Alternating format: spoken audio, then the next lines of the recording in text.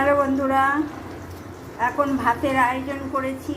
ভাত হয়ে গেছে, আর এখানে হয়েছে থোড় আর ছোলা দিয়ে আলু দিয়ে চচ্চড়ি, আর হয়েছে পটল ভাজা, আর এখানে হয়েছে ডাল সিদ্ধ, এই যে ইন্ডাকশানে হচ্ছে। কাঁচা লঙ্কা, পেঁয়াজ আর ধনে পাতা দিয়েছি, আর নুন আর সর্ষের তেল, কাঁচা সর্ষের তেল দেবো, বাস নামিয়ে নেব।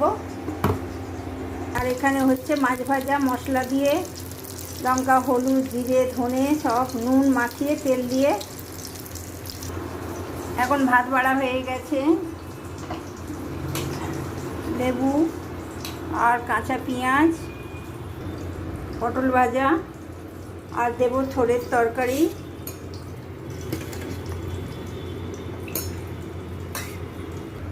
ডালটা পাতে দিয়ে দেব।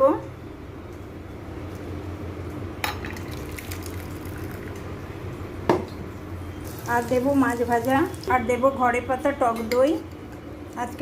আজকের আচার খাবো না, টক দই খাবো।